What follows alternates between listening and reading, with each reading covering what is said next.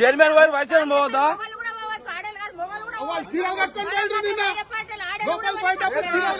ముప్పై మందికి మొన్న హాస్పిటల్లో జాయిన్ చేసిర్రు. నిన్న మధ్యాహ్నం వచ్చి 9 మంది అన్నారు. ఈరోజు వచ్చి ఒక్కరే అని అంటున్నారు. కలెక్టర్ గారు మొత్తం ప్రభుత్వానికి ఒత్తాసు పలుకుతుండు.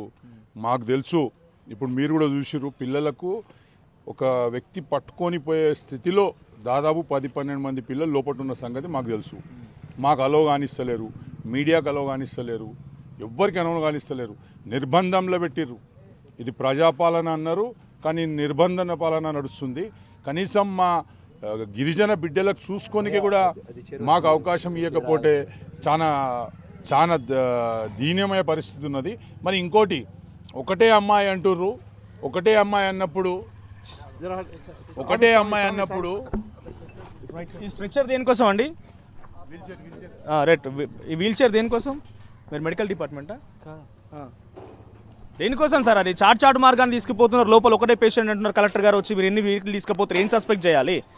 కలెక్టర్ గారు చెప్పారేమో కేవలం ఒక్క అమ్మాయి లీలావతి అని పేరు చెప్తున్నారు ఆయన. ఆ పాపం ఆ ఒక్క ఆవిడకే కొంత హెల్త్ బాగాలేదు, అమ్మాయికి మాత్రం మిగిలిన అంతా సక్సెస్ఫుల్గానే ఉన్నారు, బాగానే నడుస్తున్నారు అంటున్నారు. కానీ బయట నుంచి వెహికల్సే కటన్ బాక్సులలో మెడిసిన్స్ పోతున్నాయి, సెలైన్లు పోతున్నాయి, వీల్ చైర్లు పోతున్నాయి. ఏం అర్థం కాని పరిస్థితి. ఎవరు అలో చేయడం లేదు. ఎస్ సార్, ఎవరు వచ్చారు? అదేంటండి అది? బ్లడ్ శాంపిల్స్ అవి. మీరెవరు?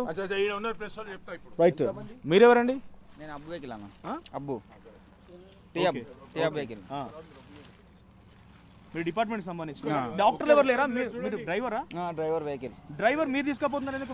ఎవరు లేరా లోపల తీసుకోవడానికి? ఎవరు శాంపిల్స్ ఇవన్నీ అన్న? బ్లడ్ శాంపిల్స్ హ్యాండ్ ఓవర్ చేయాలన్నా వాళ్ళు టెస్ట్ వికారాబాద్లో. నేనేమంటున్నా, ఎవరు ఎంప్లాయీ లేరా?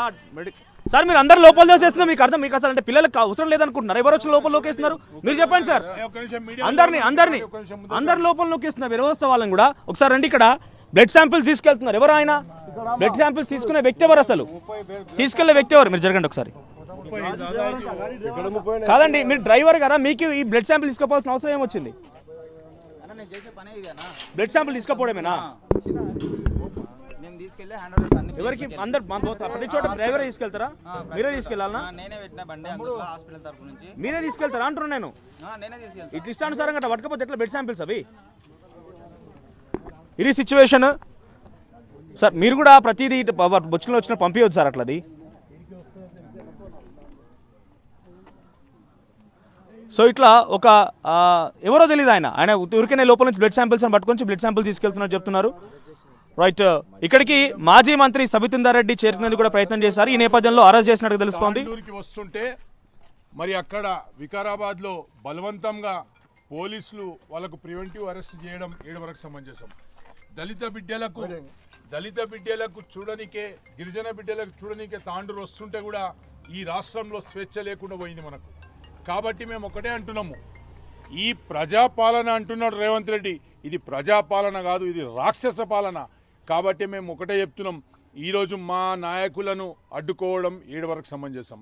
వచ్చి కనీసం మా పిల్లలకు చూడనికే కూడా మాకు అవకాశం ఇయ్యరు, తల్లిదండ్రులకు అవకాశం ఇయ్యరు, మీడియా సోదరులకు అవకాశం ఇయ్యరు, ఎవ్వరికి లోపలికి మనిస్తలేరు. ఓన్లీ కలెక్టర్ గారు మరి పోలీసులు ఒక దౌర్జన్యమే నడుస్తుంది ఇక్కడ. మేము ఒకటే చెప్తున్నాం, కలెక్టర్ గారు ఇంతకుముందు చెప్పిపోయిండు, ఒక్కటే అమ్మాయి అంటుండు, 50 బ్లడ్ శాంపుల్స్ బయటికి వెళ్తున్నాయి, 10 స్ట్రక్చర్లు కొడంగల్కి వెళ్తే ఆంధ్రకు వస్తున్నాయి, వీల్ చైర్స్ వస్తున్నాయి, సెలైన్ బాటిల్స్ వస్తున్నాయి. ఒక్క అమ్మాయికి ఇన్ని గానం అవసరమా? కలెక్టర్ గారు కూడా అబద్ధం ఆడుతుండ్రు. మేము కళాఖండిగా చెప్తున్నాం, కలెక్టర్ గారు మీరు ప్రజల సేవ చేయనీకున్నారు, కానీ మీరు ప్రభుత్వాన్ని నాయకులను కాపాడే వ్యక్తి గారు. మీరు అందరికీ సమానంగా చూసే జిల్లాలో ఉన్నతమైన అధికారి మీరే. కాబట్టి మేము ఒకటే డిమాండ్ చేస్తున్నాం, ఇక్కడ నుంచి ఇక్కడ ఎవరైతే పిల్లలు అవస్థ పాలవుతున్నారో వాళ్ళందరికీ హాస్పిటల్లో ట్రీట్మెంట్ చేయాలి. కానీ ఈయన కలెక్టర్ గారు మాకు కొత్త ముచ్చట నేర్పిపోతున్నాడు. మాకు మేము కూడా చదువుకున్నాం, మేము కూడా స్కూళ్ళల్లో చదువుకున్నాం, మేము కూడా పెద్ద పెద్ద రెసిడెన్షియల్ స్కూళ్ళల్లో చదువుకున్నాం. కానీ ఏడ కూడా ఈ విధంగా చూడలేం. హాస్పిటల్లో ట్రీట్మెంట్ జరుగుతుందా, కలెక్టర్ గారికి తెలియదా, ఆ హాస్టల్లో ట్రీట్మెంట్ జరుగుతుందా? కాబట్టి మేము ఒకటే డిమాండ్ చేస్తున్నాం టీఆర్ఎస్ పార్టీ నుంచి, ఇక్కడ ఉన్న పిల్లలను మొత్తాన్ని కూడా మీరు హైదరాబాద్ పంపిస్తారా, హాస్పిటల్లో తీసుకుపోతారా, ఆ పిల్లల ప్రాణాలు కాపాడతారా, లేకుంటే ఆ పిల్లలను చంపుతారా అని చెప్పేసి టీఆర్ఎస్ పార్టీ డిమాండ్ చేస్తుంది. అదేవిధంగా మా నాయకులను అరెస్ట్ చేయడం తీవ్రంగా ఖండిస్తున్నాం. దానికి నిరసనగా మేము ఇక్కడనే కూర్చుంటున్నాం అని చెప్పేసి ఈ సందర్భంగా తెలియజేసుకుంటున్నాం. జై తెలంగాణ. ఇక్కడికి వచ్చినట్టు కొంతమంది కార్పొరేషన్ చైర్మన్లు ఆర్ఎస్ ప్రవీణ్ కుమార్ గతంలో ఉన్నటువంటి పరిస్థితుల్లో ఆయన ప్రిన్సిపల్ సెక్రటరీగా ఉగ్రాలకు పనిచేసింది కాబట్టి ఆయన ప్రమేయం కారణంగానే ఫుడ్ పాయిజన్ జరుగుతుందని ఆరోపిస్తున్నారు. చేతగాక పరిపాలన సాధ్యం గాక పరిపాలన చేసే ఒక ఓపిక లేక తెలివి లేక ఈ యొక్క రాష్ట్రం నడుస్తున్న సంగతి మనందరికీ తెలుసు. ఆర్ఎస్ ప్రవీణ్ గారికి దీనికి ఏం సంబంధం అండి? 6 నెలల నుంచి, సంవత్సరం నుంచి 10 సంవత్సరాలు గురుకుల పాఠశాలలు బ్రహ్మాండంగా నడిచిన టీఆర్ఎస్ ప్రభుత్వంలో మరి ఇప్పుడు 6 నెలలనే వచ్చిందా? మాకేం అవసరం అండి? ఈ రాష్ట్ర ప్రభుత్వం తెలంగాణ ప్రజలకు చంపాలనే ప్రయత్నం చేస్తుంది. ఈరోజు 300 మంది రైతులు చనిపోయారు. మా అంతకుముందు ఫ్లడ్స్ వచ్చినప్పుడు 10 మంది చచ్చిపోయారు. 60 మంది గురుకులాలలో ఈరోజు దాకా పిల్లలు చచ్చిపోయారు. ప్రభుత్వం నీ చేతనే ఉన్నది కదా, నీవు ఎంక్వైరీ చేపి ఆర్ఎస్ ప్రవీణ ఇంకోడా ఈ యొక్క కాంగ్రెస్ ప్రభుత్వంలో అధికారులు మొత్తం విచ్చలవిడిగా కరప్షన్కు పాల్పడ్డారు, కమిషన్లకు పాల్పడ్డారు, నాసిరకమైన ఫుడ్ ఇస్తున్నారు. కాబట్టే ఈ వ్యవస్థ నడుస్తుంది. వాళ్ళు నిన్న వచ్చి చెప్పిన వాళ్ళు ఏడున్నారు? వాళ్ళు చూడలేరా లోపల పిల్లల పరిస్థితి ఏమున్నది? కాబట్టి దయచేసి మేము అందరు కూడా తెలియజేస్తున్నాం, దీంట్లో ఎవరి కుట్ర దాగిలేదు. దీంట్లో కేవలం అధికార పార్టీ నాయకులు, కాంట్రాక్టర్లు, అధికారులు కుమ్మక్కై ఈరోజు పిల్లలకు నాసిరకమైన ఫుడ్ పెట్టి వాళ్లకు చెడిపోయిన గుడ్లు, చెడిపోయిన కూరగాయలు, మరి సరైన బియ్యం లేక ఈ విధంగా వాళ్ళు చేస్తున్నారు. కాబట్టి ఈరోజు పిల్లల పరిస్థితి అది ఉన్నది. కాబట్టి మేము కలెక్టర్ గారికి చెప్తున్నాం, మీరు ట్రాన్స్పరెంట్గా పనిచేయండి కలెక్టర్ గారు. మీరంటే గౌరవం మాకు జిల్లాధికారి అని. కాకపోతే మీరు అధికార పార్టీ నాయకులకు, అధికార పార్టీకి సపోర్ట్ చేస్తే మాత్రం ఒప్పేది లేదు. మేము దీనికి నిరసనగా ఈరోజు ఇక్కడనే బైఠాయిస్తున్నాం. మా నాయకులకు అక్కడ విడుదల చేయాలి, మేము అప్పుడే ఇక్కడికి వెళ్ళేస్తామని చెప్పేసి తెలియజేసుకుంటూ ముగిస్తున్నాను. కూర్చున్నట్లే మున్సిపల్ వైస్ చైర్పర్సన్, నేను రెస్పాన్సిబుల్ సిటిజన్ గా, రెస్పాన్సిబుల్ పబ్లిక్ రిప్రజెంటేటివ్ నేను వెళ్ళి చూడాలనుకుంటున్నాను. Municipal vice chairperson, floor leader, local councillor ఎవరు? నేను అలౌ చేస్తాను. మీరు మున్సిపాలిటీ మొత్తం మేము ఉన్నాము. నేను ఒక 2 hours లో వచ్చేసాను. నేను మీతో పాటు మళ్ళీ పోతాను. మేమేమి చూడడానికి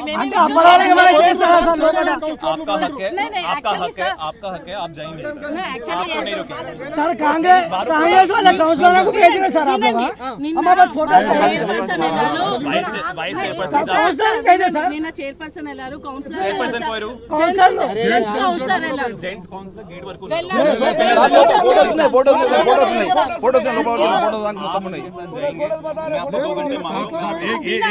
जा सकते सर. మీరు లేకుండా మేము వెళ్ళలేమంటారా? నిన్న మన చైర్పర్సన్ వెళ్ళారు, జెంట్స్ కౌన్సిలర్ వెళ్ళినప్పుడు మీరు ఏం అబ్జెక్షన్ చెప్పలే, పోలీసులు ఏం చెప్పలే, అక్కడ రెస్పాన్సిబుల్ పర్సన్స్ ఎవరు చెప్పలేదు. లేడీస్ వెళ్తా అంటే కూడా ఇబ్బంది పెడతా ఎట్లా? चेयरपर्सन है, आपका हक है, आप जाइए, आप जाएंगे. काउंसलर के साथ जाते हैं हम लोग. कौन काउंसलर?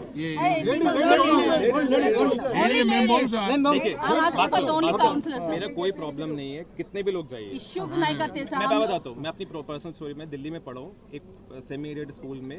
मेरे स्कूल में मेरी मम्मी पापा को भी अलाउड नहीं था, चाहे कुछ भी हो. एक सेकंड, प्राइवेट स्कूल में नहीं होता. I understood what you said sir. Yesterday my counselor, gents councillor వెళ్ళినప్పుడు ఎట్లా అలౌ చేస్తున్నారు? आप उनसे पूछ लीजिए मैंने कैसे डांट के और किसको बाहर निकाला है. मैंने किसी को अलाउ नहीं किया. मैंने पूरा डिसिप्लिन लिया है, क्योंकि मैं ये सोचता हूँ बच्चे मेरे बच्चे हैं. जैसे मेरा प्राइवेट स्कूल होता है, जैसे सोचे हम लोग भी वैसे सोचे रिस्पांसिबल सिटीजन का. मैं आप बिल्कुल जाएंगे, आप वाइस चेयरपर्सन है, प्रोटोकॉल प्रकार आपका हक बनता है. मगर बच्चों को वहाँ पे लीलावती बच्ची है, उसको थोड़ा सा एक्सट्रीम है. उसकी मदर से ही बात करिए, सुरेखा उनकी मम्मी है, वो क्या कह रही है आप सुन के सबको बताइए. मैं किसी प्रेशर नहीं डाल रहा हूँ. मुझे किसी भी चीज़ से कुछ फर्क नहीं पड़ता। मैं यहाँ पे एक रिस्पॉन्सिबल ऑफिसर के नाते मेरा हक है बच्चे सही हैं। उनके फेवर के अलावा मुझे कुछ नहीं है। సార్ మీరు ఒక్కరే లీలావతి అంటున్నారు. 14th और 14th को मैं सबको अलाउ करूँगा हमारे हॉस्टल में आप आइए खाना खाइए।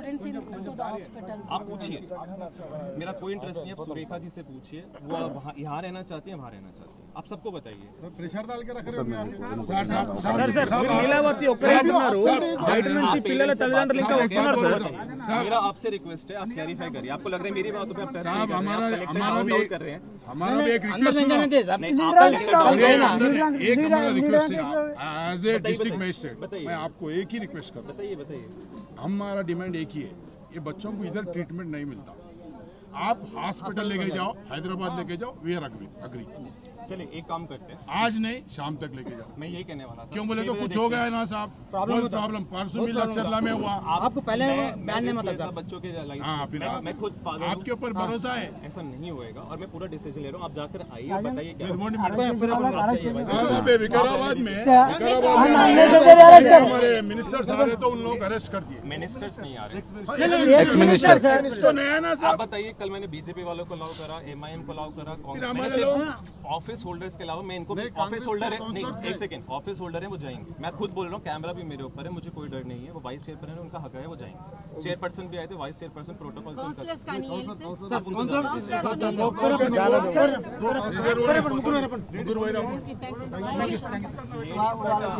आप बच्चों को थोड़ा उनका सही की बहुत पैसा है, उनको आप हाँ वही मैं कह रहा हूँ, भरोसा दे क्या पाएंगे साहब वो विकाराबाद में हमारे लोगों को मैंने अरेस्ट नहीं आप अरेस्ट हो रहे, ये गलत बात है। गॉड साहब आप गलत बात कर रहे हैं। వీళ్ళు చెప్తున్నారు కొంతమందికే అయ్యింది, అందరు బాగున్నారని. కానీ ఇది ఏం దాచి పెడుతున్నారు, అసలు ఏం జరుగుతుందో అర్థమైతలేదు. ఇక్కడ ఏమైతుందో అసలు ప్రభుత్వం నిద్రపోతుందా? వీళ్ళు నిన్న వచ్చి చెప్తా ఉన్నారు, బీఆర్ఎస్ పార్టీ వాళ్ళు ఏదో కుట్ర పన్నుతున్నారు. పిల్లల మీద కుట్ర పన్నాల్సిన అవసరం బీఆర్ఎస్ పార్టీకి లేదు, అవసరం లేదు. పిల్లల మీద రాజకీయం చేయాల్సినంత అవసరం మా పార్టీకి లేదు. మొన్న జరిగిన ఫుడ్ పాయిజన్ ఈ రోజు మీకు సమాచారం వచ్చిందని అంటున్నారు. పొద్దుగాల వచ్చిండ్రు సార్. రెండు రోజుల నుంచి ఏం సమాచారం లేదు. లేదు సార్. ఇక్కడ ఏం జరిగింది ఎవరేం చెప్పలేదు. చెప్పలేరు.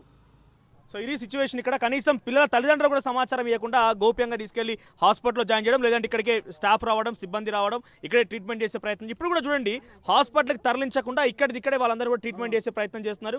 ఇక్కడ చూస్తే ఇప్పుడు కూడా మేము లోపలికి వెళ్తామని చెప్తే లాక్ తీయట్లేదు. వాళ్ళకి ఎందుకు అంత భయం అవుతుంది? ఎట్లా చెప్పాలి సార్, మేము ఎట్లా చెప్పు? ఇట్లా పొద్దుగాల ఫోన్ వచ్చింది మాకు, ఏం తెలియకుండా చెప్పాలి కదా. మనం మాట్లాడలేదు. ఎప్పుడైనా చెప్పింది అమ్మ గతంలో? లేదు ఇప్పుడు ఏం లేదు సార్, ఇప్పుడే చెప్పిండ్రు. ఏం చెప్పాలి? ఏమైనా జ్వరం గిట్ట వస్తే ఫోన్ చేస్తారు, కానీ ఈ పొద్దు జల్దీ రావాలి అమ్మ అన్న తల్లి. అదే కడుపులో నొస్తున్నది, డాక్టర్ అని చెక్ చేస్తున్నారు, జల్దీ రావాలి తొందరగా అన్నారు. ఇప్పుడు వస్తే నేను మాత్రం బండి తీసుకొని ఇప్పుడు నాకు ఎట్లా కల్పించలేరు. లోపల పంపించారు. ఎంతమంది ఇప్పుడు లీలావతి ఉందా, మౌనిక్ ఉందా, ఎంతమంది కలెక్టర్ గారు లీలావతి ఉందా అన్నారు కదా, మేము ఎంతమంది ఉన్నారో చూసేస్తాం కదా. మమ్మల్ని ఆడపిల్లలు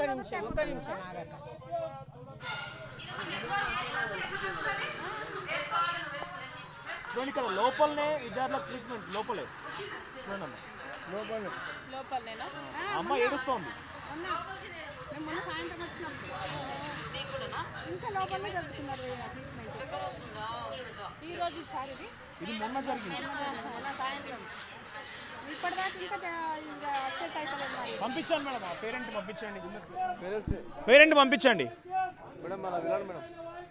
పేరెంట్ పంపించండి మేడం. ఎవరు లేరు గారు ఇక్కడ. ఉదయం నుంచి కూడా ఇది ఒకటి వేసుకొని ఎవరు రావాలన్నా కూడా వాళ్ళకి సంబంధించిన వస్తే తప్ప ఈ సంఖ్యలు మేము సంఖ్యలు తెంచినామని చెప్తున్నారు. ఇక్కడేమో ఇంత పెద్ద చైనీస్ సంఖ్యలు కనబడుతున్నాయి. కనీసం విద్యార్థి తల్లిదండ్రులు పంపించాలి కదా. ఏ క్లాస్ చదువుతుందమ్మా? అంటే ఎన్ని క్లాస్ అంటే 8దో ఏముండే సార్. మొన్న మాట్లాడినా, మౌనికతో మాట్లాడినాం. మేము మాట్లాడినా ఈ రోజే ఫోన్ చేసిండ్రు నాకు పొద్దుగాల 10 అయిండే. ప్రిపేర్డ్ వాళ్ళ బాగా ప్రిపేర్ చేసి మా ముందు ఉంచడం జరిగింది. ఇప్పుడు ఏమీ బాగా లేకపోతే మరి మిమ్మల్ని ఎవరైనా లేడీ స్టాఫ్ ని అలౌ చేసి ఎట్లా ఉందో చూడని మనొచ్చు కదా. అట్లాంటి అలౌట్ లేదు. పోలీసు వాళ్ళు, డాక్టర్స్ అంతా 20 పైన మందే స్టాఫ్ ఉన్నారు అక్కడ. ఎవరిని కూడా ఇట్లా మాట్లాడనియట్లేదు. మమ్మల్ని దగ్గరికి వెళ్ళి దూరం నుంచి చూడండి, వెళ్ళిపోండి. ఏమనంటే వాళ్ళకి ఇన్ఫెక్షన్స్ అవుతాయి, ఇన్ఫెక్షన్స్ ఉంటున్నాయి అని మాకు చెప్పడం జరుగుతుంది. కానీ దగ్గరకు వచ్చి ఇట్లా మాట్లాడని ముట్టుకొని ఇవ్వడం అయితే జరగట్లేదు. దూరం నుంచి చూసినాం, వచ్చినాం. ఇప్పుడైతే ఎవరైతే ఇంతకుముందు కలెక్టర్ గారు ఉన్నారో అమ్మాయి అయితే చాలా క్రిటికల్ కండిషన్ లో ఉంది. ఇంకొక అమ్మాయి అయితే కొంతమందిని అయితే ఇంటికి పంపించినానని చెప్తున్నారు స్టాఫ్. అది ఎంతవరకు నిజమో అబద్ధమో తెలియదు. ఇదైతే పూర్తిగా ప్రభుత్వం వైఫల్యమే.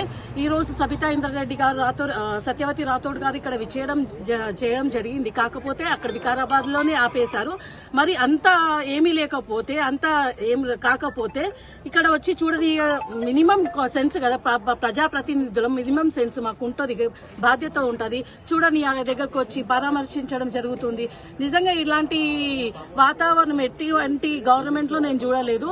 నిజంగా ఈ సొంత నియోజకవర్గంలో సీఎం రేవంత్ రెడ్డి గారి సొంత నియోజకవర్గంలో ఇట్లాంటి దారుణం జరిగిందంటే మిగతా జిల్లాలో ఎటువంటి పరిస్థితి ఉందో నిజంగా ప్రజలు ఆలోచించుకోవాల్సిందిగా కోరుకుంటున్నాను. ఒకప్పుడు కేసీఆర్ గారు ఉన్నప్పుడు ప్రజలు మంచి భవిష్యత్తు, పిల్లల కోసం మంచి భవిష్యత్తు, మంచి ఆహారం, మంచి కలుషితం లేని వాతావరణం అందించడం జరిగింది. వచ్చిన 1 year నుంచి చూస్తున్నాము. ఎక్కడెక్కడో ఎన్నెన్నో జిల్లాలలో ఇటువంటి పరిస్థితులను చూస్తున్నాం. దయచేసి దీనికి సంబంధిత ఏదైతే కారణమైనో వారిని కఠినంగా శిక్షించాలని, ఒక పిల్లల భవిష్యత్తు మీద ఆటలాడుకుంటూ, చెలగాటలాడుకుంటూ వారి భవిష్యత్తుని నాశనం చేసే ప్రయత్నం ఏదైతే చేస్తున్నారో మానుకోవాలి. ఒక తర భవిష్యత్తుని నాశనం చేస్తున్నారు సీఎం రేవంత్ రెడ్డి గారు. కలుషిత ఆహారం, కలుషిత నీళ్లు, ఇక్కడ వసతులు చూస్తే కూడా పిల్లలు కూడా చాలా వరకు కింద వరకే పడుకొని ఉన్నారు. దయచేసి మంచి వసతులు కల్పించాలని, పిల్లల భవిష్యత్తును కాపాడాలని, ఒక తరం నాశనమయ్యే విధంగా సీఎం రేవంత్ రెడ్డి గారు సొంత నియోజకవర్గంలో ఇటువంటి పరిస్థితులు ఉన్నాయంటే చూడండి, ఆలోచించుకోండి. ఇటువంటి పరిస్థితులు ఇంకా ఏ జిల్లాలో ఎట్లా ఉంటుందో మన కళ్ళ ముందుకు రాకుండా దయచేసి అలో చేయండి. ఎవరైనా మీ ప్రజాప్రతినిధులు ఎవరైనా, మీడియా మిత్రులు ఎవరైనా, లేడీస్ ఎవరైనా ఉంటే పంపించండి. ఎంత దారుణమైన స్థితిలో ఉన్నారో. కలెక్టర్ గారికి చెప్పిన అమ్మాయి అయితే మరీ సివియర్ గా ఉంది. కాకపోతే వాళ్ళ మదరు, పిల్లలు ఎవరైతే ఉన్నారో చాలా ప్రిపేర్ చేసి పంపించారు. మేము ఇక్కడే ఉంటాము, ఇక్కడే చేస్తాము, బాగుంది, బాగాలేదనక. కాకపోతే ఆ అమ్మాయి అయితే చాలా సివియర్ గా ఉంది కండిషన్ మాత్రం. ఇంకా చాలా పిల్లలు కూడా చాలా వీక్ గా ఉన్నారు.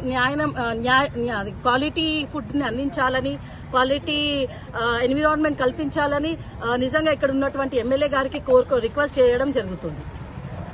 వాళ్ళకి 3 రోజుల నుండి కడుపు నొప్పి ఉంది. మళ్ళీ ఈ రోజు కూడా మేము వెళ్ళి అడిగితే ఇంకా కొంచెం ఉంది అని చెప్తున్నారు. భయపడుతున్నారు పిల్లలు. అక్కడ ఉన్నటువంటి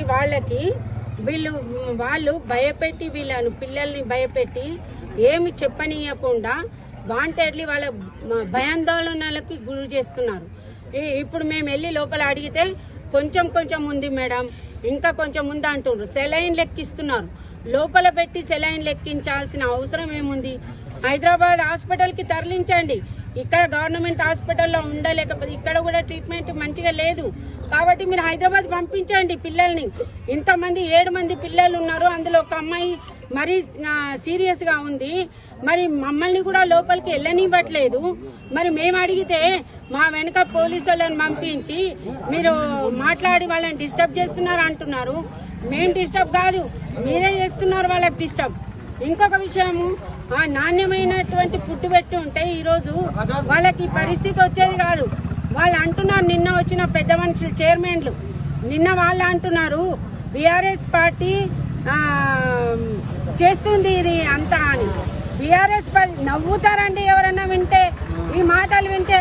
ఒక అధికారంలో ఉండి ఒక మంచి పొజిషన్లో ఉన్న వాళ్ళు మంచి జరిగితే మాది, చెడు జరిగితే మీద అంటారా? అంటే మంచి జరిగేదంతా మాది, చెడు జరిగేదంతా మీద. ముందు ముఖ్యమంత్రి గారు, మంత్రులు, ఎమ్మెల్యేలు ముందు పిల్లల మీద, హాస్టళ్ల మీద దృష్టి పెట్టండి. హైడ్రా మీద పెట్టి పేదవాళ్ళ ఇండ్లు కూల్పితే ఎక్కడ ఉన్నటువంటి రియాల్టర్స్ వచ్చి సూట్ కేసులు తీసుకొచ్చి ఇస్తారని హైడ్రా మీద పట్టిండ్రు. అవన్నీ పక్కకు పెట్టి ముందు స్కూళ్ళు, హాస్టళ్లు ఏ రకంగా ఉన్నాయో చూడండి.